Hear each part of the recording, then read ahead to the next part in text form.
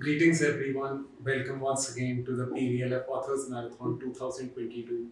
Now we're joined by Mr. Praful Guradia, who happens to be an ex-Rajya Sabha member and a very prominent writer, writing politics. And he's recently written his book, Had Patel been Prime Minister? And that's exactly what we'll be discussing with him today. What had the trajectory of history been had Patel been the first Prime Minister? Welcome to the Authors Marathon, sir. As is the topic, how different had the history of India been had Patel been the first prime minister? Well, we would we would not have gone on the Nehruvian path, obviously. And Patel was a farmer's son, had done farming in his childhood before he took up law, and he was also once he became a barrister in close touch with industrialists in Ahmedabad and Bombay and so on. As a result, he would not have viewed India as a sort of a jumbo problem or a jumbo challenge. He would have said, well, what aptitude have you got? Eastern India, obviously, the aptitude was more farming and agriculture, agrarian, rather than industrial. Because whatever industry that was set up in West Bengal, and that was quite a lot, was all by British capital. Almost all. The rest were by Indians, but not Bengalis. Very few Bengalis were in industry. So as a result, Eastern India would have developed much more than it has. And Western India would have continued, and so would have South India. So that would have been one big internal difference. On the foreign policy, he has proved, then the letter is quoted here, 7th November 1950, Patel wrote to Nehru that please beware, Jawaharlal, that the Chinese intentions are not good at all, and particularly with regard to Tibet, they are foul. So watch out. Don't get taken away by their words. But unfortunately, Nehru, of course, listened to V.K. Krishna Menon, and that a communist state can't attack a sympathetic state like India. But Patel wouldn't have made those mistakes. And in any case, fundamentally, he was a much greater realist than Nehru was. I think this would broadly be, the situation. Also, that our obsession with Pakistan, where somewhere I have said that, we've been chasing Pakistan so obsessively that we got the stature of a cat chasing a mouse rather than a lion ignoring the mouse or just snapping at him once and finishing him. But as compared to China, if we look at history, and when we come to street wars, if I may say so, Pakistan has attacked India a lot as compared to what China has possibly done. No, China has really attacked us once in 1962, but the humiliation was total and the disgrace was terrible. And in fact, Nehru went on the All India radio. I heard this speech with my own ears and said, Assam khatre mein hai, Assam is in danger, and he was weeping. Now, this is then he said the Assamese thought that you've written us off already without Chinese having entered Assam.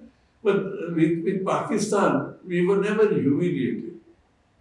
In fact, we are 7 or 8 times their size. And there is no earthly reason why we couldn't have, a lion's paw on a mouse situation. Only again, the handling. You remember Nehru once made a statement, and not so long after independence, in 47 itself, when Pakistan attacked Kashmir Valley, the first attack, when Mr. Jinnah was alive. He said this is about that time when the interim British Commander-in-Chief of the Indian Army, um, General Lockhart, asked Nehru that please give me some time when you are free. I would like to discuss your ideas on how Indian Army should be developed. So accordingly, I would plan. To which he replied, saying, "Look, Lockhart, we are a peaceful country, and therefore we are unlikely to go to war. And I think the police is quite sufficient to protect us. So I think you must whittle down the army." So, what do you think had been the course of history had Patel taken India from the British and then possibly left it on the course of history to decide who becomes the first prime minister? I don't think that's a very practical idea because the British would not have recognized Patel had he not been unanimously sort of backed by the Congress. Nor would have Jinnah would have, I'm sure, raised objections. And then there was, of course, Gandhiji, who would be upset that my dear Nehru hasn't been accepted as Prime Minister. And the people of India were at that stage still almost crazy after Gandhi. But at the very same time, if we look at how Patel actually handled the situation of be it Hyderabad or be it Junagadh, he wasn't very active when it came to Kashmir. He rather kept his focus on the Hindu population side of Hyderabad. That's not correct. Because Nehru specifically requested him that you handle all the states except Kashmir. Because that's where my family hails from. And please leave the Kashmir to me to handle. So again, Sardar Patel sportingly said, all right, because otherwise he would have gone running to Bapu. And Bapu would have said, Al Sardar, Nehru ko, Jawaharlal ko, Kashmir to kam se kam handle karne do.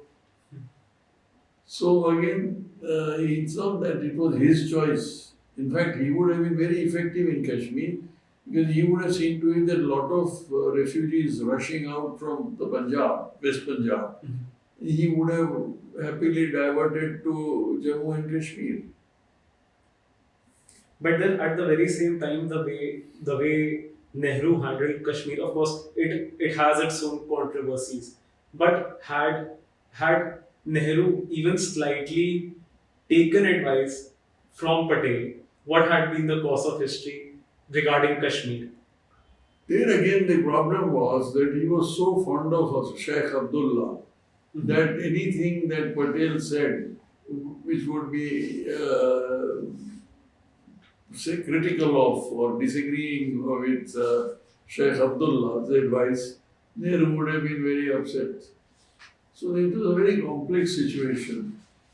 And really, the joker in the back was Mr. Nehru himself, and Sheikh Abdullah was the villain. And so, if for once had India and Pakistan not been created, it had only been India, then there would have been one more individual in the play, that is Jinnah. So, how do you think would have handled rather, Nehru and Jinnah at the same time when if it had come to the prime ministership of India as a whole? No, India as a whole, probably the Muslims would have then insisted in any case on partition because they thought that he was communal, which he wasn't. He was just impartial, which unfortunately Jinnah's men interpreted as communal, and then people like Gandhi agreed with him. So what I'm trying to say is that, and again, a united India would have been a disaster for the Hindu civilization because 40% of India's population today would be Muslim. And that would have mean this is almost an Islamistan. So, the way I interpret it is Kashmir the price we've paid partially, even if we look at it look at the parts of Kashmir we have lost, which is now the POK. Is Kashmir the price we've paid to save the Hindu population, if I may say so?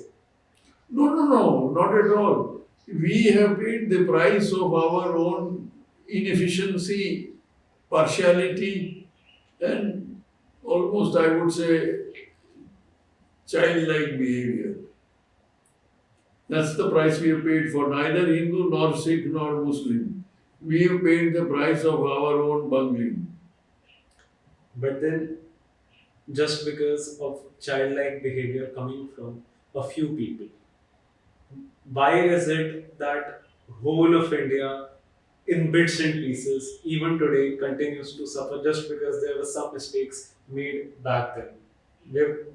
We've crossed 75 plus years of independence, Yes. and yet there are small, teeny weeny faults which somewhere hamper our efficiency. There you see, the proposal of Jinnah was a very intelligent one and a good one. Mhm. He wanted an exchange of populations.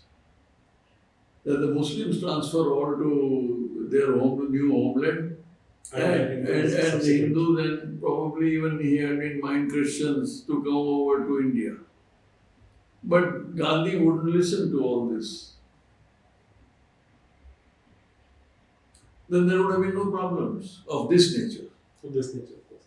But then, what was possibly Gandhi's idea? Why do we see that? Why does history put up itself in such a way that we see possibly Gandhi was also slightly dependent on Nehru's leadership as compared to how dynamic Patel already was, yet he wasn't the first prime minister. You see, if you really ruminate on the, little metaphysically on what happened, maybe that destiny wanted to save India from this huge population that would have not really towed the national line. And this was Gandhi and Nehru and everybody was necessary for this to happen. Because but for them partition, partition is a good thing that happened to us, although the suffering and the bloodletting was terrible. Maybe your family was also involved in it, I'm not sure. And all that suffering would have been saved, but then the suffering would have come in a much longer term. I mean, look at little Kashmir giving so much trouble. Can you imagine all the provinces of Pakistan giving trouble simultaneously? And it was the former Union Petroleum Minister Dharmendra Pradhan. So he said India would have been a superpower already had Patel been the first prime minister.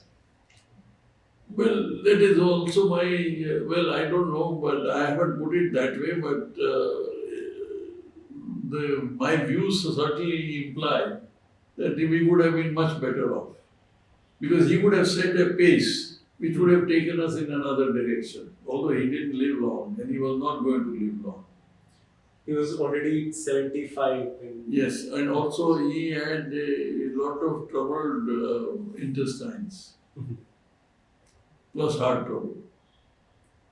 But even if he had been the first prime minister, India's economy would have had a strong capitalist start, and the Northeast would have developed itself in a much better way. Yes. Do you think then China would have had the tendency to attack India? No. Then China would have diverted its attention more to Taiwan and all the islands, Japanese islands that they were looking for and so on. They would have left India more alone. And how different would had been the India-Pakistan approach now? I think Pakistan would have been much more tamer.